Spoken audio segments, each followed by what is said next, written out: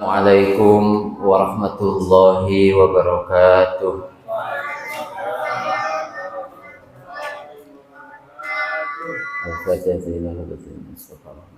Al-Fatihah. A'udzu billahi minasyaitonir rajim. Bismillahirrahmanirrahim.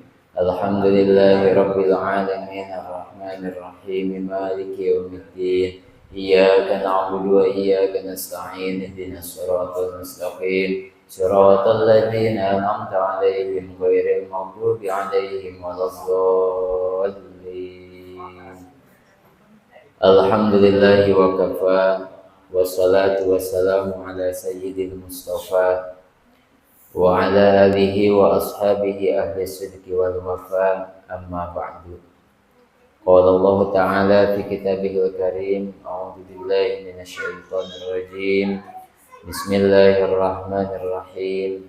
Wa tubu ilallahi jami'an ayyuhal mu'minuna la'allakum tuflihun. Wa qala aidan ya ayyuhalladzina amanu tubu ilallahi taubatan nasuha. Wa qala an-nabiyyu Muhammad sallallahu alaihi wasallam ittaqillaha haitsuma kunta wa atbi'is sayyi'atal hasanata tamhuha wa khaliqin nasa bi khuluqin hasanin. Shadaqallahul azim wa sadaqa Rasulullah wa nahnu ala dzalika minasyahidin wa syakirin walhamdulillahi rabbil alamin. Pertama-tama marilah kita bersyukur kepada Allah Subhanahu wa taala, yaitu dengan mengucapkan kalimat tahmid, yaitu kalimat alhamdulillahi rabbil alamin, dan bersalawat kepada Rasulullah dengan membaca kalimat salawat Allahumma salli ala sayyidina Muhammad wa ala ali sayyidina Muhammad. Mudah-mudahan kelak di yaumil qiyamah kita menghadap Allah di bawah naungan syafaatnya baginda Rasulullah sallallahu alaihi wasallam. Yang saya hormati yaitu Ketua DKM Masjid Al-Muallimin beserta seluruh jajaran kepengurusan. Yang saya hormati yaitu para asatidz, para guru, para sepuh, para tokoh masyarakat, dan juga bapak-bapak, adik-adik yang sama-sama hadir di ini masjid dalam rangka taqarrub ilallah. Mudah-mudahan rangkaian ibadah kita diterima oleh Allah Subhanahu wa taala dan juga menambah barokah buat kita semua. Bismillahirrahmanirrahim. Al-babu tsalisu wal 'ishruna fi fadilatit taubah. Al-babu tsalisu, bab yang ketiga, wal 'ishruna dan 20, fi fadilatit taubati, akan menjelaskan tentang keutamaan taubat. Di dalam surah An-Nur ayat 31 Allah Subhanahu wa taala berfirman, A'udzu billahi minasyaitonir rajim. Wa tubu ilallahi jami'an ayyuhal mu'minuna la'allakum tuflihun. Wa tubu, dan bertobatlah kalian, ilallahi, kepada Allah, jami'an, seluruhnya, ayyuhal mu'minuna, wahai orang-orang yang beriman, la'allakum, supaya jadi kalian, tuflihuna, mendapatkan keberuntungan. Di dalam ayat lain surah At-Tahrim ayat ke-8, A'udzu billahi minasyaitonir rajim. Ya ayyuhalladzina amanu tubu ilallahi taubatan nasuha.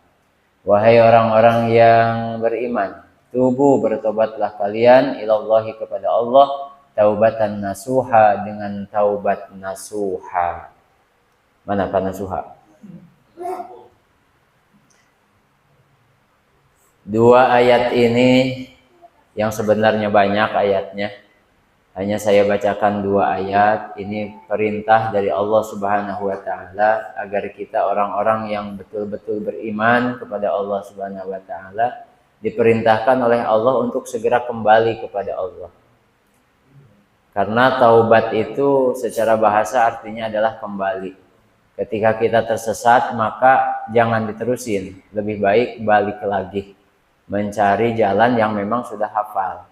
Karena kalau tersesat diterusin nanti semakin jauh, nah, giliran mau kembali kondisinya sudah semakin jauh.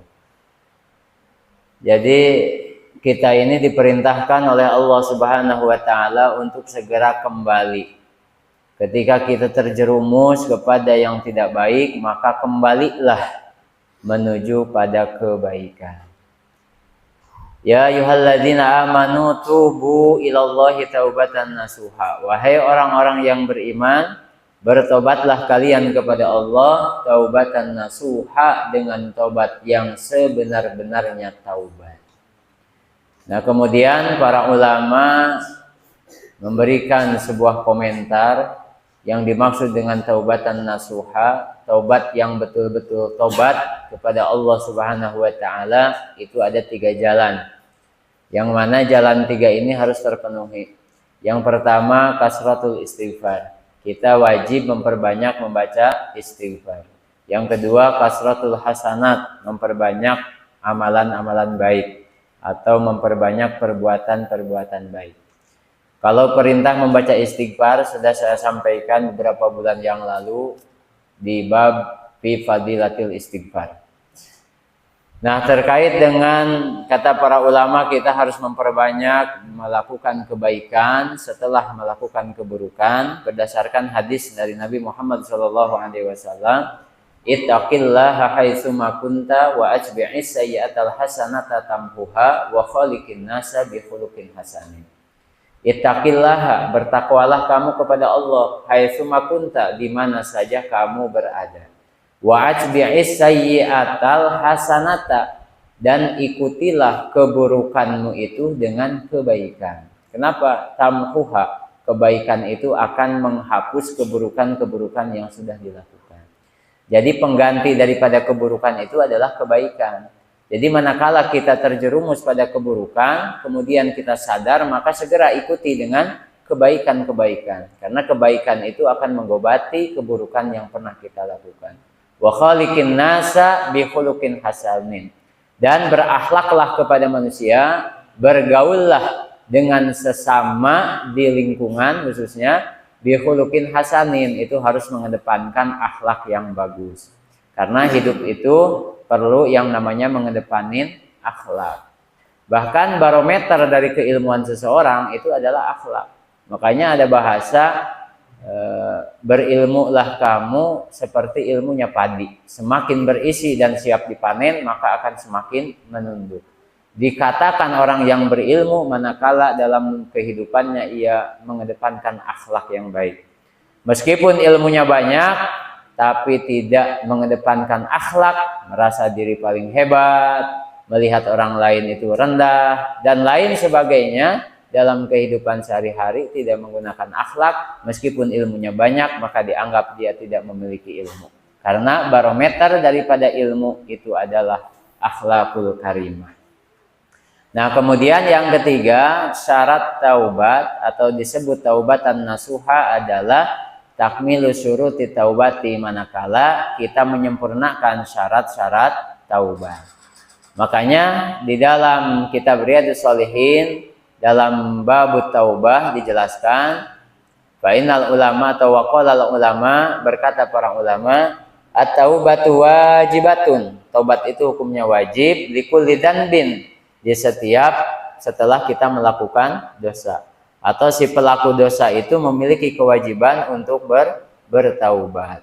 Fa in kanatil maksiatu, apabila maksiat yang dilakukan itu adalah bainal abdi wa bainallahi ta'ala, antara kita dengan Allah Subhanahu wa ta'ala, tanpa ada hubungannya dengan sesama manusia, falahu salah satu syurutin, maka syaratnya itu ada 3.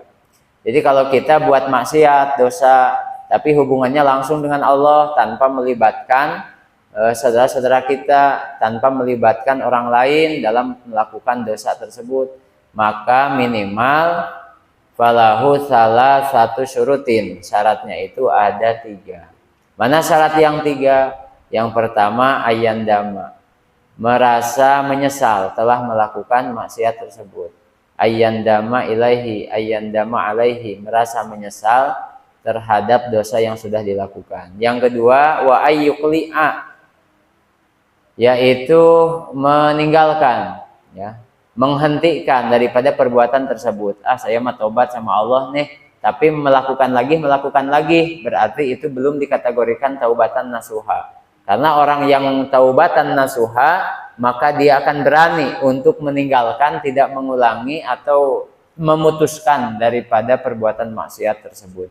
Yang ketiga, wa ayyazima alla ya'uda ilaihi, dan bertekad sekuat hati dan sekuat tenaga untuk tidak kembali lagi ke perbuatan yang sama. Nah, itu syarat taubat manakala maksiat yang kita lakukan itu hubungannya langsung dengan Allah Subhanahu wa taala. Melalaikan sholat, meninggalkan ngaji, itu kan termasuk daripada kategori dosa di hadapan Allah. Nah, maka caranya itu adalah dengan cara yang 3 tadi. Nah, bagaimana kalau maksiat yang kita lakukan itu ada kaitannya dengan hak-hak adami? Misalnya kita pernah menggibahi, diomongin misalnya orang lain oleh kita nih, ya diomongin, digibahi. Berarti kan dosa kita ini ada kaitannya dengan sesama manusia. Atau kita misalnya mengambil haknya, bukan hak kita, hak saudara kita ambil. Kagak ngomong dulu. Ya, kagak ngomong dulu. Kalau ngomong dulu kan tergantung ridho apa tidak itu saudara kita. Nah, kita ambil. Ya. Atau lain sebagainya lah. Ya. Bahkan di dalam pasal tersebut dijelaskan yang namanya kita punya dosa dengan sesama manusia, itu cara tobatnya harus ditambahin jadi 4 syarat. 3 syarat yang tadi tambahnya adalah wa ayyabro'a min haqqi sahibiha. Harus minta dihalalkan. Kalau kata bahasa orang Sunda mah kudu lulubaran. Lulubaran itu minta dihalalkan, bermaaf-maafan dengan orang yang pernah kita langgar haknya, yang pernah kita maksiati. Nah, dijelaskan oleh para ulama, seandainya kita pernah menggibahi, kita pernah memfitnah, bahasa kitanya pernah kita omongin orang tersebut, maka kita harus minta diridhokan bahwa saya pernah ngomongin antum nih kemarin, mohon diridhokan ya.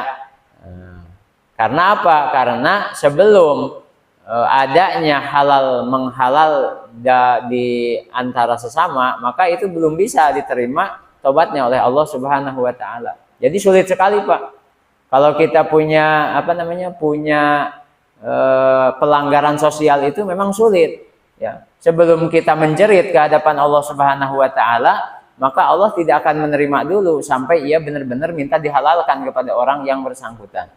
Atau kata para ulama, misalnya kita pernah mengambil sesuatu dari orang lain dan kita tidak ngomong atau kita tidak kembalikan, maka kita harus menggantinya dan kemudian minta diridhokan atas barangnya yang sudah kita ambil. Kalau enggak seperti itu, kita langsung, ya Allah, kemarin saya ngambil punya sendal punya tetangga saya ini. Misalnya ke masjid, kita pulang kan, ngambil sendal misalnya. Kan ada bahasa ini ya, khud masofa wada makadar katanya kan. Ya. Buang yang buruknya, ambil yang baiknya lah, sendal pisan itu ya. Bukan ceramah dari ustadz yang diambil, tapi sendal nih. Nah, kita punya hal tersebut, langsung jerit sama Allah, ya Allah, saya kemarin ngambil sendal di masjid, nggak tahu punya siapa, tapi bagus sendalnya, maafin saya ya Allah. Maka kata para ulama, belum bisa dia diterima tobatnya oleh Allah sebelum dia meminta maaf kepada orang yang bersangkutan. Jadi sangat berat sekali yang namanya dosa sesama manusia. Jadi jangan dianggap sepele. Nah, itulah Bapak-bapak syarat-syarat ketika kita bertobat, dan tobat kita ini pengen dianggap taubatan nasuha, tobat yang sebenar-benarnya tobat. Nah, saya ingin menyampaikan sebuah cerita nih. Mohon izin Pak Ketua, boleh nggak saya bercerita nih? Dikisahkan bahwa dulu di zaman Nabi Ibrahim alaihissalam itu ada seorang laki-laki yang terkenal setiap harinya itu pendosa. Tukang dosa lah kalau bahasa kita itu. Ya. Ke masjidnya kagak mau, ngajinya boro-boro, kumpul sama ulama juga tidak mau. Lah intinya selalu melakukan dosa, ibadahnya kagak pernah. Tapi sebenarnya Pak, ia itu punya kesadaran diri, sadar gitu dia itu, bahwa ia itu adalah pelaku dosa. Nah, dan sebenarnya dalam hatinya itu selalu ada keinginan untuk bertobat. Nah, tapi dia berputus asa dari rahmat Allah. Maksudnya apa? Kayaknya kalau saya taubat sama Allah, kayaknya nggak bakalan terima. Kenapa? Karena dosa saya terlalu banyak, katanya begitu. Nah, maka singkat cerita Pak, suatu hari terjadi gempa. di wilayah tersebut di zaman Nabi Ibrahim. Sehingga dengan gempa tersebut, kan sekarang lagi ramai itu di YouTube ya. Katanya bentar lagi ada gempa gitu kan. Sehingga yang terjadi adalah rumahnya seorang yang pendosa ini rata dengan tanah.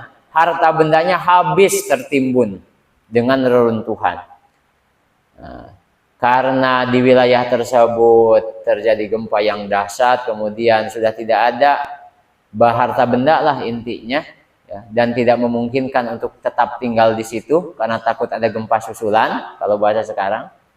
Nah, maka semua orang itu pada pindah. Pindah itu apa ya namanya?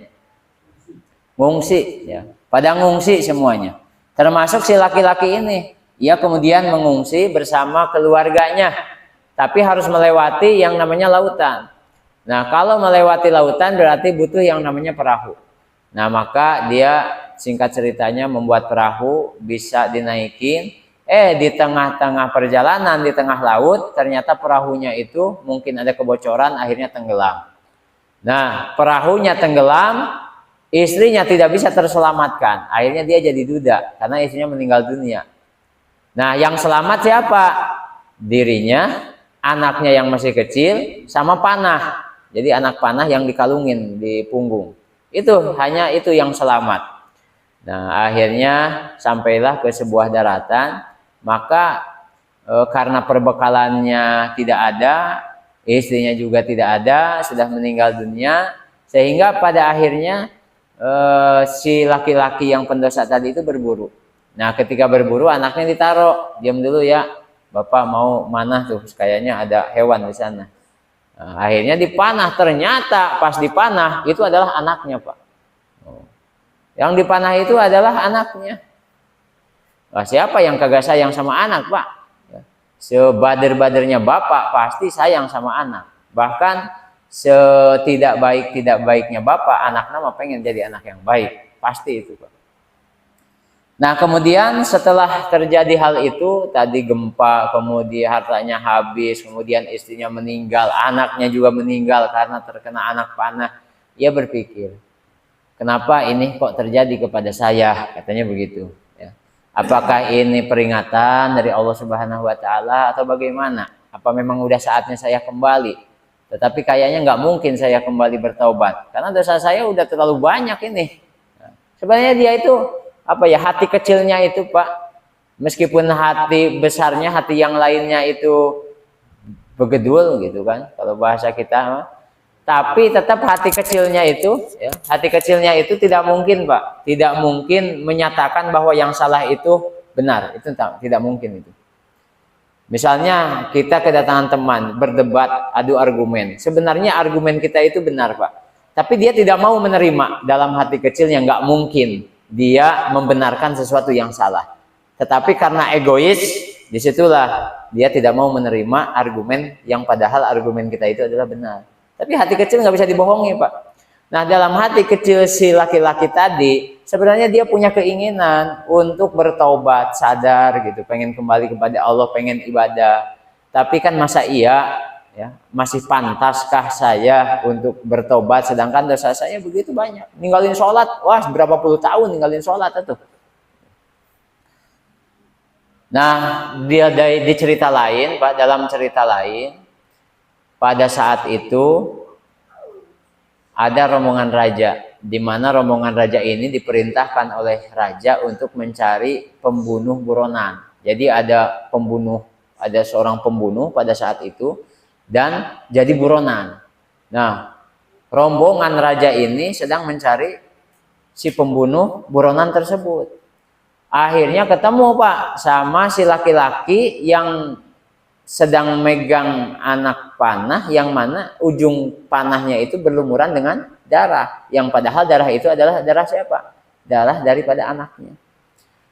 Nah, tanpa pikir panjang itu rombongan, nah bukan salah lagi ini nih yang menjadi pembunuh buronan nih. Lah, saya mah bukan pembunuh buronan, saya tidak pernah membunuh siapapun. Nah, buktinya kamu lagi megang anak panah, di sini masih berlumuran darah, pastilah kamu pembunuh buronan. Akhirnya singkat cerita dibawalah si laki-laki yang pendosa tadi ke hadapan raja. Kemudian dihukum, Pak. Hukumannya apa? Dipotong kedua tangannya sampai buntung. Dipotong, Pak, kedua tangannya. Nah, kemudian setelah dihukum, dipotong kedua tangannya, dianggap tidak mungkin bisa membunuh lagi, maka dibebaskan si laki-laki pendosa ini. Nah, ketika dibebaskan, ia teringat dengan siapa? Kanjeng Nabi Ibrahim alaihissalam. Maka datanglah si laki-laki ini kepada Nabi Ibrahim. Kemudian menyampaikan segala macam, kalau bahasa kita mah curhat dari atas kejadian yang sudah menimpanya. Maka kemudian Nabi Ibrahim itu bingung. Bingung Nabi Ibrahim, gimana ini ya?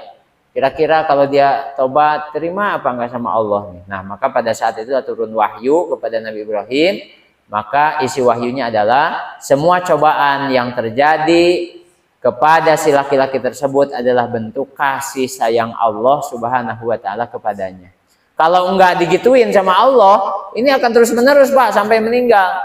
Nah, makanya dikasih cobaan sama Allah. Artinya, Pak, ya, kalau kita sudah terlena dengan urusan dunia, Allah pasti akan memberikan cobaan kepada kita. Dan sebenarnya cobaan itu bukan pahit, tapi isinya adalah sebentuk kasih sayang Allah kepada kita. Supaya apa? Supaya kita kembali.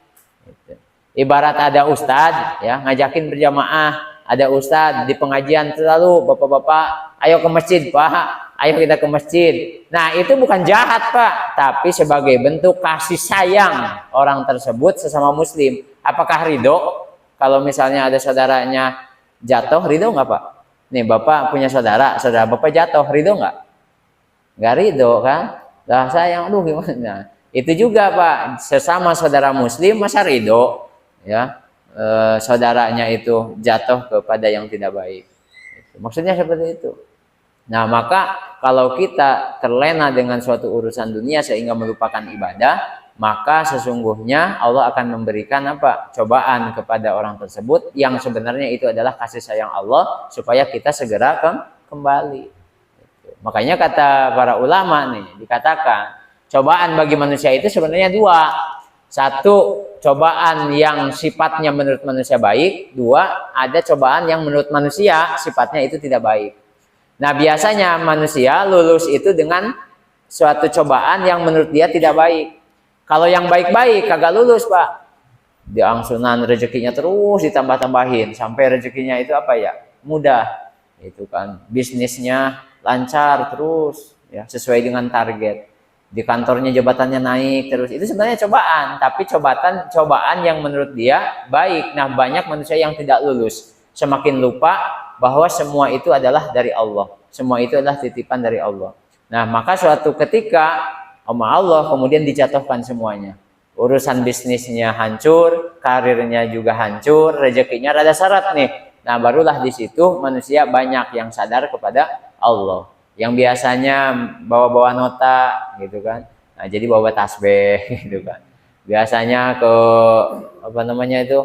Ke mall ya, maal ya. Nah, ke maal gitu kan, ke mall ya. Tapi yang didatengin kalau lagi susah masjid gitu. Itu, Pak. Jadi Allah itu berbagai macam cara bagaimana bukan menjatuhkan hambanya, bukan, Pak, tapi sebagai bentuk rasa kasih sayangnya seperti itu. Nah, barulah dia tersadar gitu. Cuman ya yang khawatir itu cobaannya itu baik terus nih menurut kita sehingga kita nggak sadar-sadar sampai datangnya kematian. Naudzubillahi min dzalik. Nah, kata di dalam wahyu itu semua cobaan yang telah terjadi dan dialami si laki-laki tersebut adalah bentuk kasih sayang Allah kepadanya.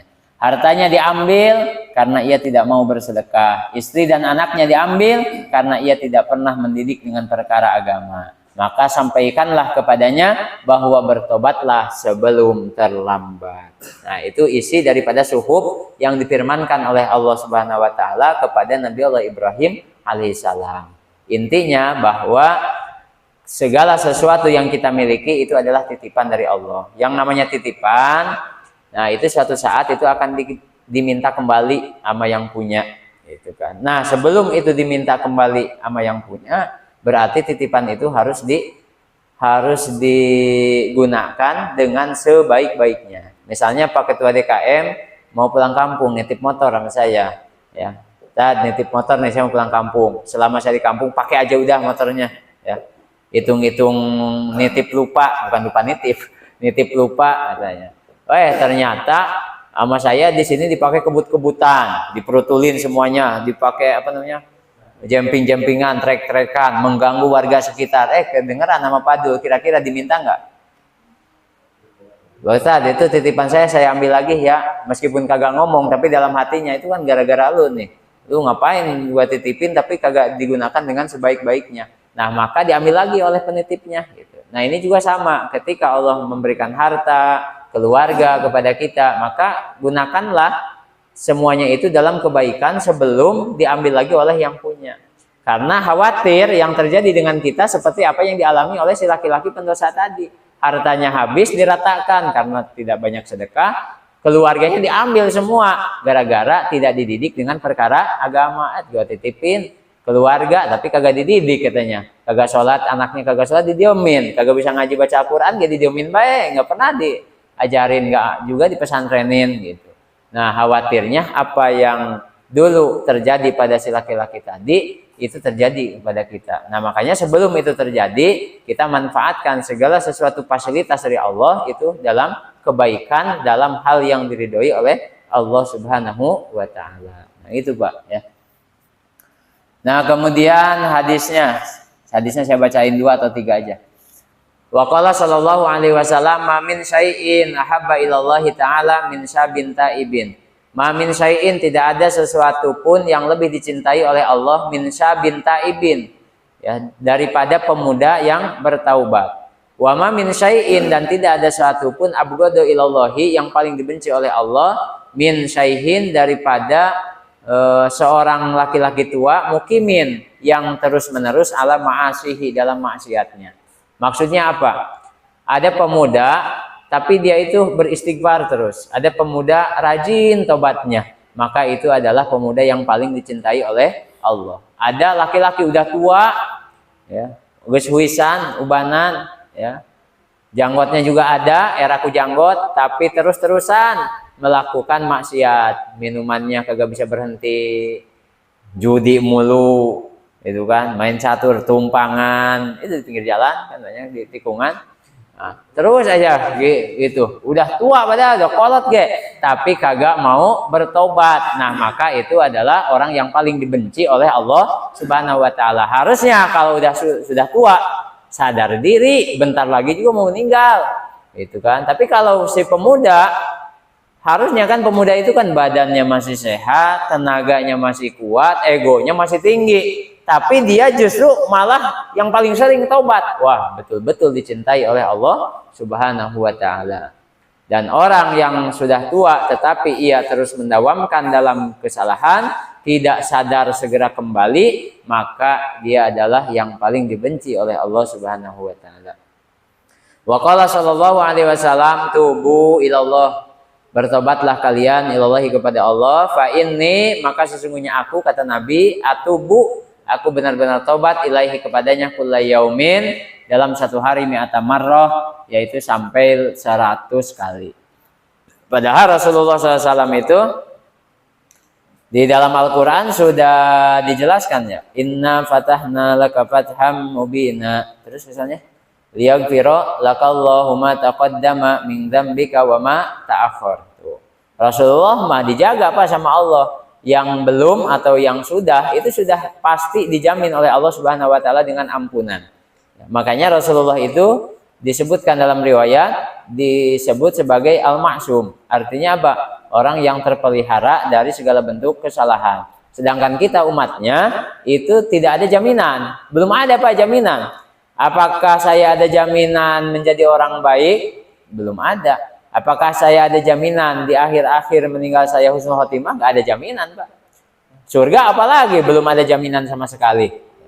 Nah, makanya kata Rasulullah, saya aja yang udah ada jaminan 100 kali dalam sehari bertobat. Nah, kamu yang kagak ada jaminan, yang setiap hari maksiat, apalagi di zaman sekarang, sulit dihindari. Apakah itu maksiatnya maksiat mata, entah itu maksiatnya maksiat telinga, apakah itu maksiatnya maksiat mulut, tangan, kaki, dan sebagainya.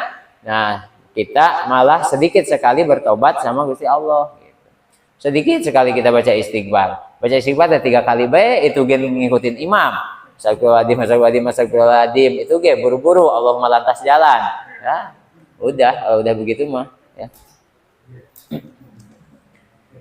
Orang-orang mau Allahumma lantas salam, dia mau Allahumma lantas jalan.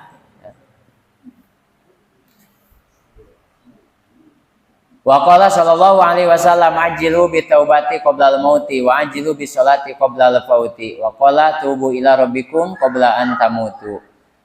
Bersegeralah kamu bertaubat kepada Allah sebelum datangnya kematian. Karena kalau sudah datang kematian tidak bisa lagi bertobat, hanya tinggal penyesalan. Wa ajilu bi sholati, dan bersegeralah salat qabla al-fauti, sebelum porot. Porot itu apa? Sebelum porot itu bahasa Sunda, Pak. Sebelum sibuk, ya. Sebelum sibuk. Ya. Nah, kita diperintahkan Pak oleh Rasulullah untuk segera bertaubat. Jangankan menunggu kematian, Pak. Ya. Manakala ruh, nyawa, napas sudah berada di kerongkongan, itu sudah tidak bisa lagi bertobat. Makanya syarat tobat diterima itu malam yugorgir, sebelum napas, nyawa itu berada di kerongkongan. Gitu. Makanya nggak boleh ada bahasa begini nih, ntar saya kalau udah tua baru saya benar. Nanti kalau saya udah benar baru mau sholat. Justru sholat itu adalah pembimbing untuk menjadi benar. Bukan nunggu benar baru sholat, nggak mungkin. Nggak ada ceritanya. Orang yang nggak sholat benar itu nggak ada ceritanya. Meskipun ada bahasa, ya yang kagak sholat banyak yang kagak benernya. Aduh, apalagi yang kagak sholat semakin kagak benar gitu aja, udah ngebalikinnya. Nah, jadi sebelum meninggal itu bersegeralah kita bertobat kepada Allah Subhanahu wa Ta'ala. Jangan sampai nyawa itu sudah ada di kerongkongan. Karena kalau sudah ada di kerongkongan tidak bisa diterima lagi tobatnya. Sebagaimana Fir'aun ya mengakui akan Tuhannya Nabi Musa dan Harun, tetapi sayangnya itu napasnya udah berada di kerongkongan sehingga tidak diterima tobatnya. Amantu bi Rabbi Musa wa Harun. Tapi kata Habib kemarin ada yang lebih parah lagi. Kata Habibmu itu dijelaskan ya, bahwa kata Nabi Muhammad SAW ternyata ada Fir'aun yang lebih jelek, itu adalah Fir'aun di zamanku. Salah satunya adalah Abu Jahal. Ya, sebelum dikasih kesempatan, sebelum disembelih lehernya oleh sahabat Nabi, dikasih kesempatan dulu, mau nggak bertobat? Kagak mau bertobat. Berarti itu lebih lebih parah, lebih dahsyat buruknya daripada Fir'aun di zaman Nabi Musa. Karena dikasih kesempatan aja tidak mau menerimanya. Padahal Fir'aun aja yang sudah di kerongkongan, dia menjelaskan di dalam Quran itu amantu bi Rabbi Musa wa Harun. Kalau begini caranya, saya gak iman sama Tuhannya Musa sama Harun. Cuman sayangnya sudah di kerongkongan, udah tidak bisa diterima lagi sama Gusti Allah. Itu Pak. Jadi hadis-hadis ini adalah motivasi buat kita agar supaya kita selalu menganyar-nganyar, memperbaharui istighfar dan tobat kita kepada Allah. Sengaja tidak disengaja kita banyak dosa. Dosa langsung hubungannya dengan Allah, apalagi dosa yang sifatnya dengan kepada manusia, nggak terasa lagi kumpul-kumpul ngomongin orang. Nah ini itu kan bagian daripada dosa, itu kan dosa kita. Itu. Ya macam-macam lah, termasuk dosa hati itu juga ada gitu kan. Gawe terus, ya, tapi nggak ikhlas, ngedumel terus. Ini jadi gua terus ini katanya. Ini mana? Nah itu kan bagian daripada dosa juga Pak gitu kan. Kalau memang kagak kuat mah udah aja tuh, nggak usah gitu aja udah. Nah itu bagian daripada dosa juga Pak. Jadi memang dosa yang kita lakukan itu sangat luar biasa banyak. Nah tapi sekali lagi tidak boleh kita berputus asa dari rahmat Allah Subhanahu Wa Ta'ala, karena sebanyak apapun dosa kita, ampunan Allah lebih banyak. Sebanyak buih di lautan apapun kita berdosa, tapi ternyata lebih dari itu ampunan Allah Subhanahu Wa Ta'ala. Mungkin kalau masih banyak waktu nih, ada cerita juga kan ya, cerita satu orang yang ingin bertobat, kayaknya Habib siapa itu kemarin, Habibmu juga ya yang menyampaikan bahwa di tengah perjalanan dia meninggal, tapi tujuannya ingin bertobat. Ketika diukur misalnya 1 kilo 500 meter lebih 1 jengkal, tapi diterima tobatnya oleh Allah meskipun belum melakukan kebaikan. Itu tanda bahwa ampunan Allah itu begitu besar. Nah tinggal kita ini mau menerima atau enggak. Karena ajakan-ajakan itu ada Pak, hidayah itu ada, akan tetapi hidayah itu memang harus disambut. Nggak bisa hidayah nggak disambut Pak. Ya. Hidayah itu datang kepada kita, akan tetapi kita harus menyambutnya, kita harus menerimanya. Kalau nggak diterima, nggak bakalan bisa. Nggak bakalan bisa Pak kalau kita nggak mau nerima daripada hidayah. Nah termasuk yang namanya tobat itu ada gitu. Nah akan tetapi kadang-kadang kitanya yang malas tidak mau untuk bertobat kembali kepada Allah Subhanahu Wa Taala. Nah itulah Bapak sekalian hadis-hadis yang berkaitan dengan istighfar dan bertaubat mudah-mudahan menjadi motivasi bagi kita untuk terus meningkatkan ketakwaan kita kepada Allah Subhanahu wa taala. Mudah-mudahan ada manfaatnya. Billahi taufiq wal hidayah. Wassalamualaikum warahmatullahi wabarakatuh.